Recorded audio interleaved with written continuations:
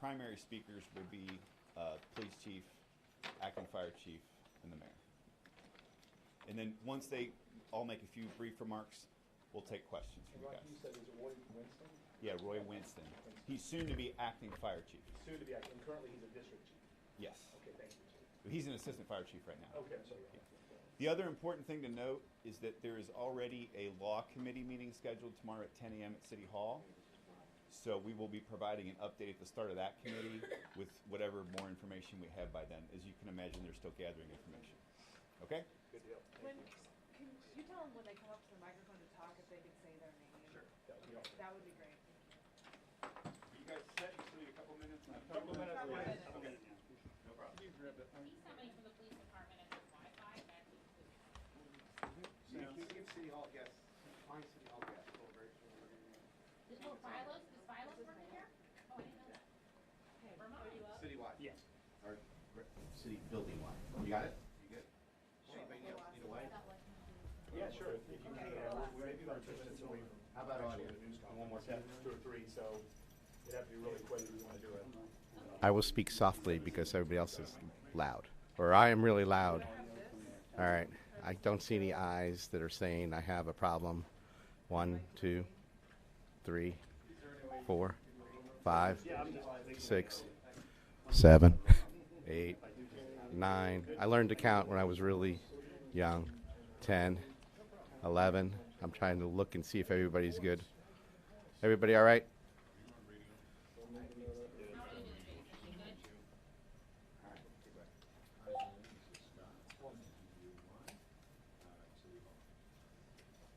Jason, after this, do we want to go down and do another Facebook Live? Raise your eyes, stand up. We'll do 2 separate, we'll like do 2 separate. You'll cut and we'll go somewhere. Okay, sounds good to me. Okay, and Adrian, my eye is terrible, so if I'm here in the headlight, then just know that.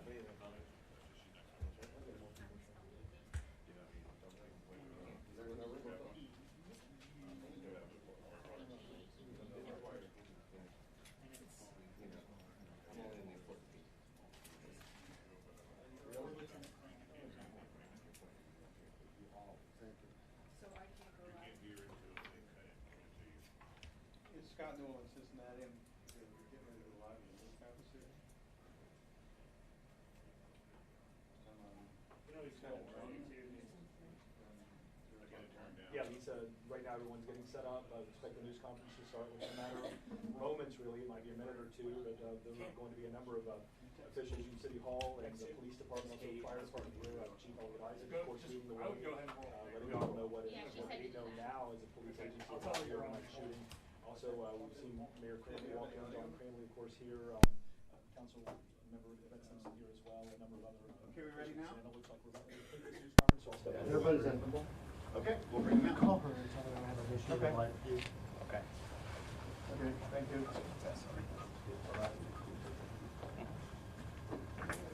Megan Montelli here with Local 12. We're about to listen in on the press conference at District 1, Cincinnati Police, talking about the Cameo Night Club shooting.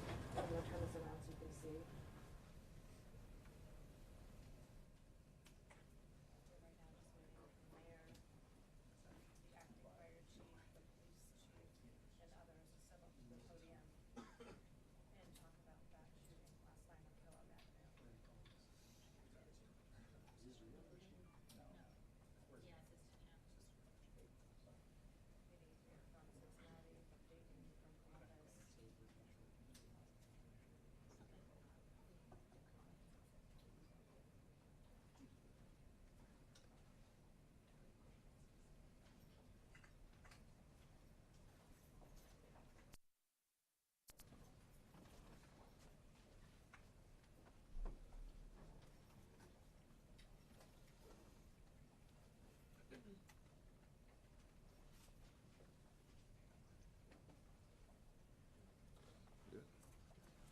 Is everyone ready?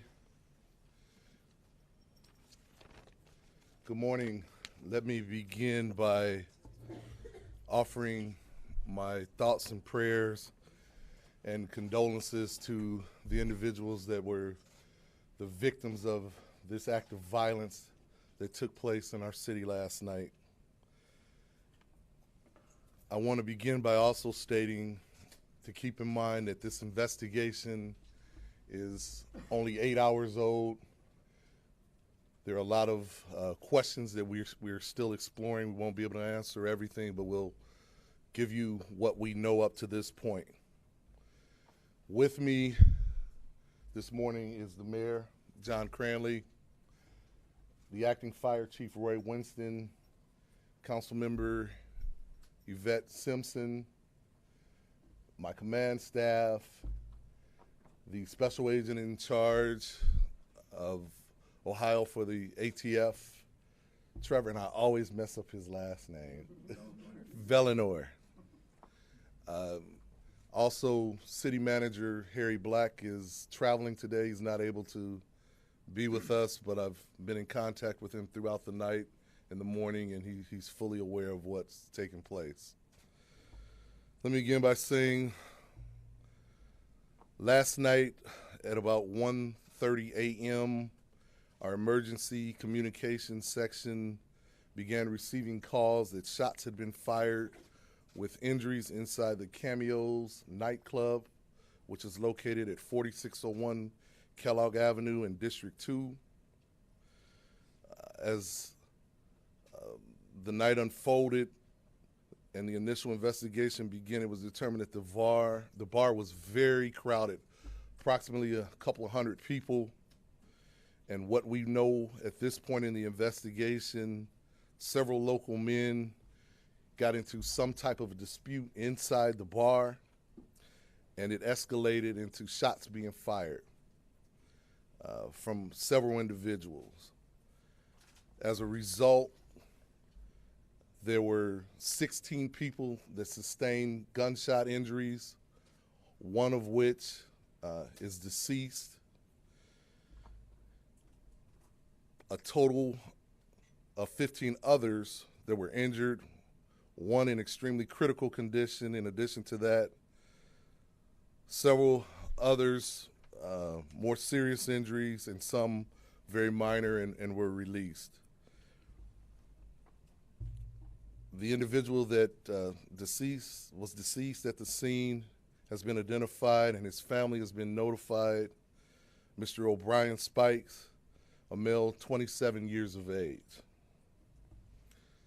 Some additional information that I can tell you about the incident.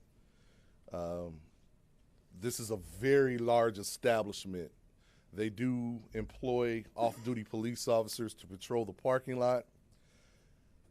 They are required or responsible for the internal security themselves. It is my understanding that they do wand individuals and pat them down.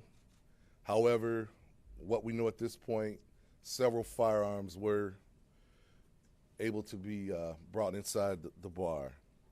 Our criminal investigations section is handling the investigation, and keep in mind again, there are multiple witnesses. There's a lot of information still coming in. We're still processing evidence from the scene, and we're asking any of those individuals that were there to please call Crime Stoppers and provide any additional information that they can provide. Also, we will be following up on what took place there.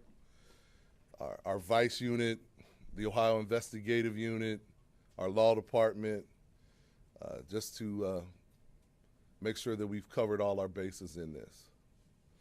At this point, I'm going to turn it over to the Mayor. Thank you, Chief.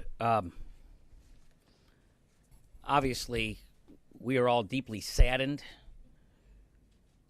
by this tragedy that has affected at least 14 lives and family members.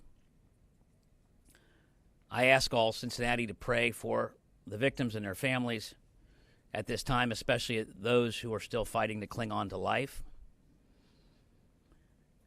This is going to be a long process for us to solve this crime, crimes plural, and to heal as a community.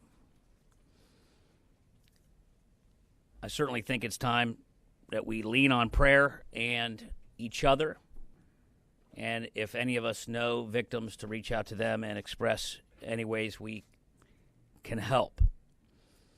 I also want to thank ATF, who's here as well, the police and fire, and the FBI and the ATF will be working to solve this heinous crime.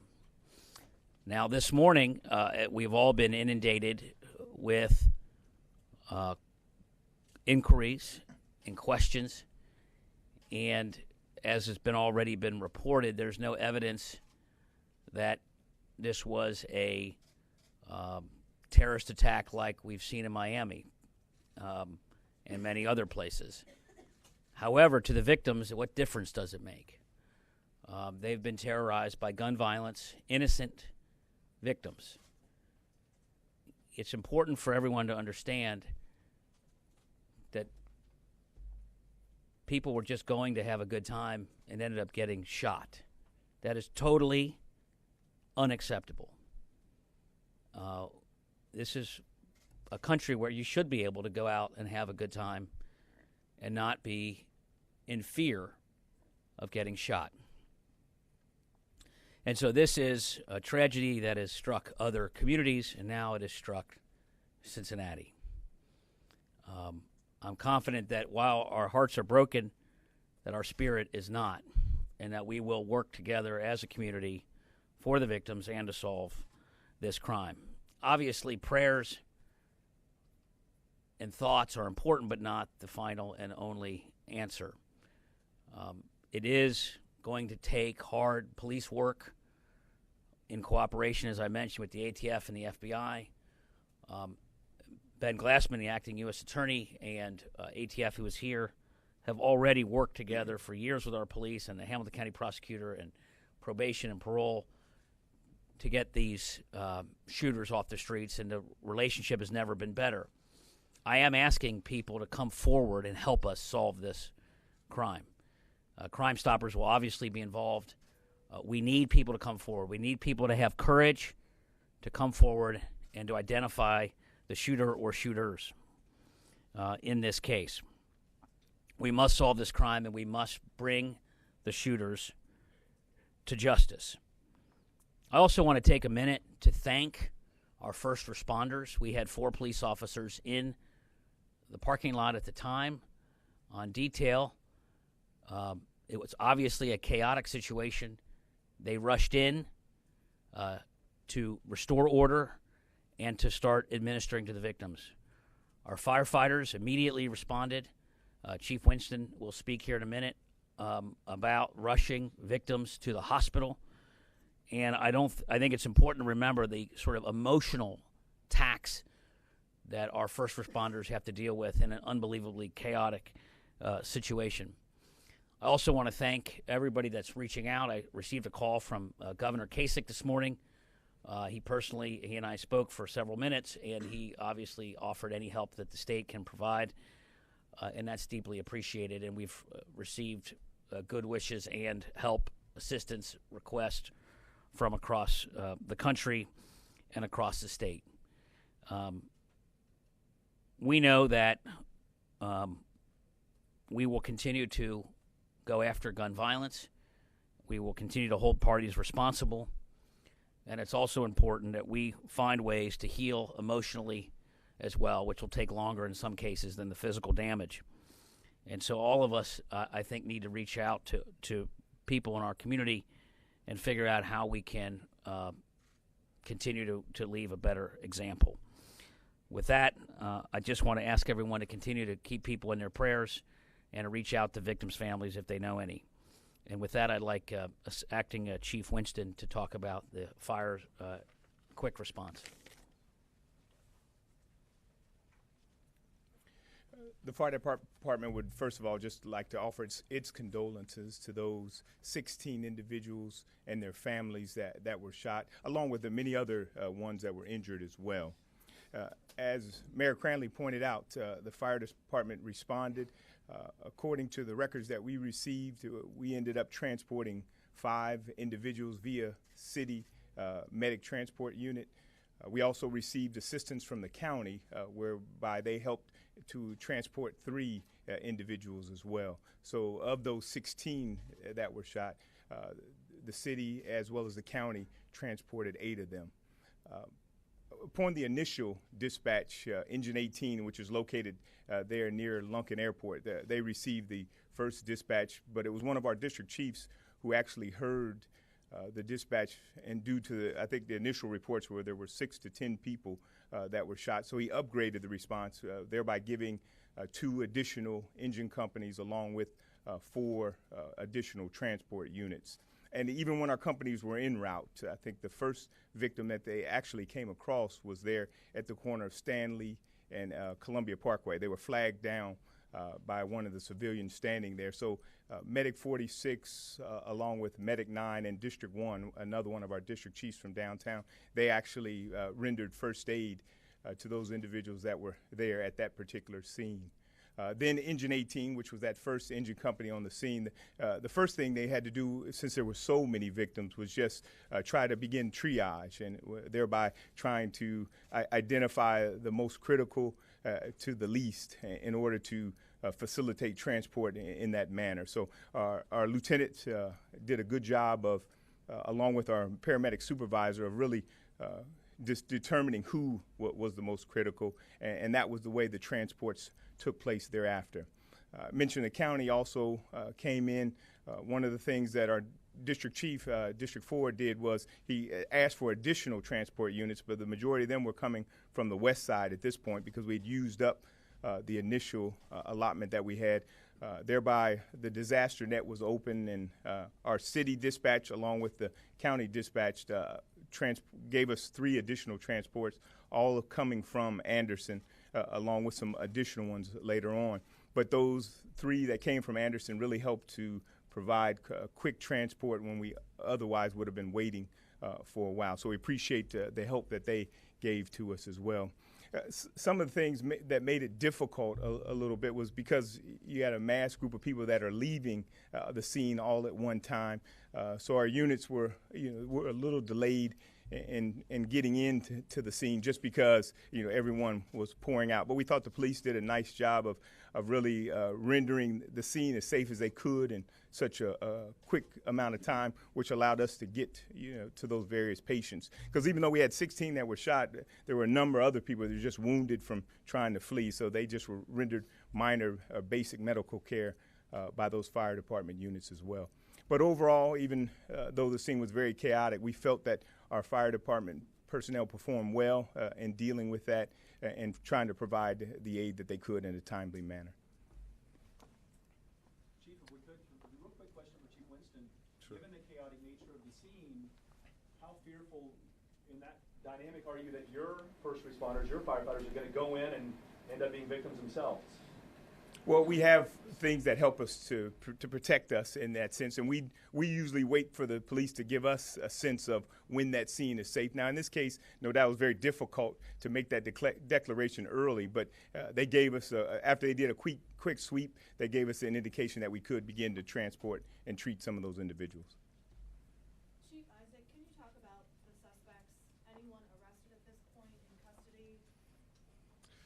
At this point, we've not made any arrests. Again, as I mentioned, the investigation is in its very early stages. We are getting some information, but at this point, we've not made an arrest. Is it possible that the shooters are among those who were injured?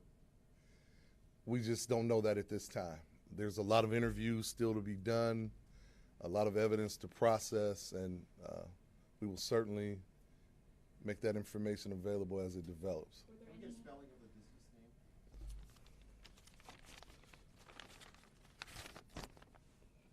It's O'Brien, O-B-R-Y-A-N, Spikes, S-P-I-K-E-S.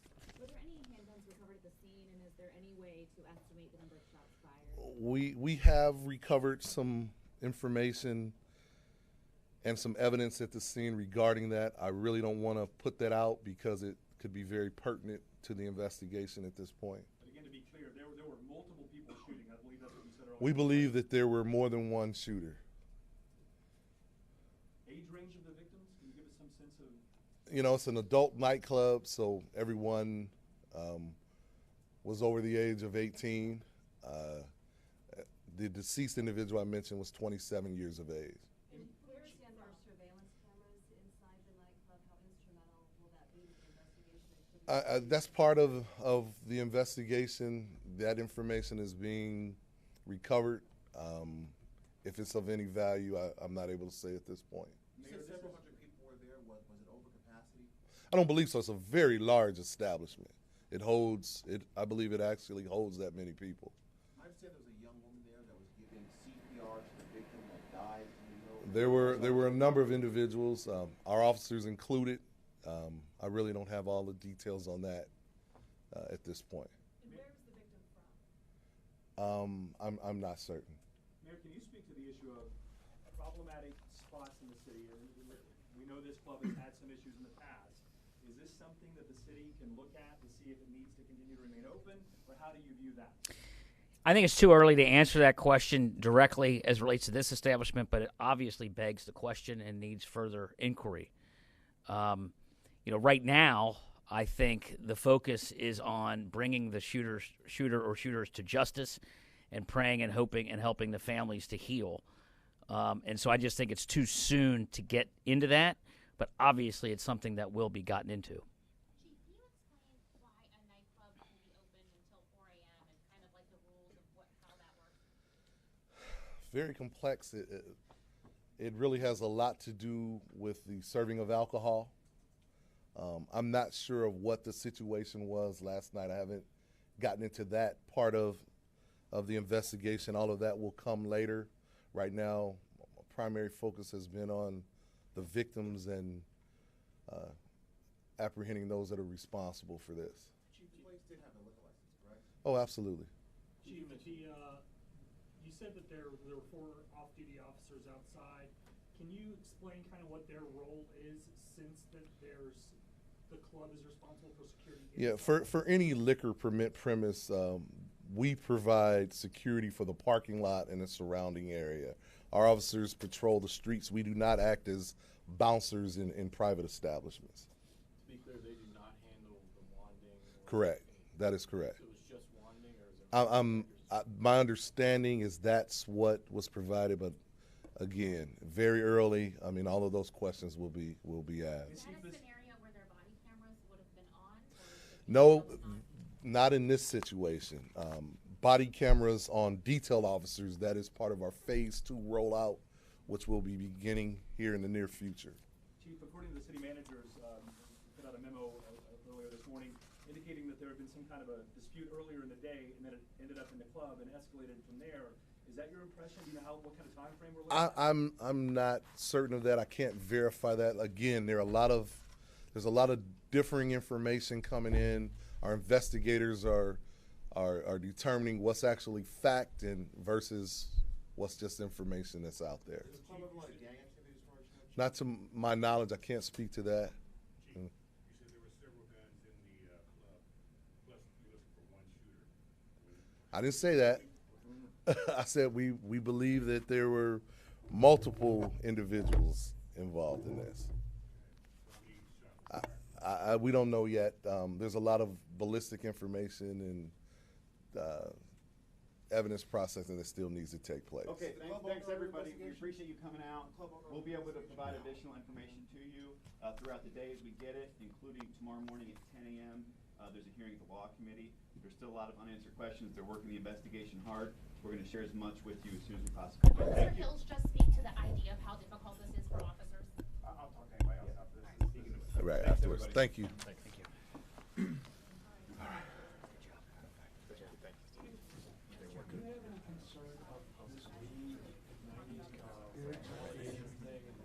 Training right now, 7 prisons. Administrative officers,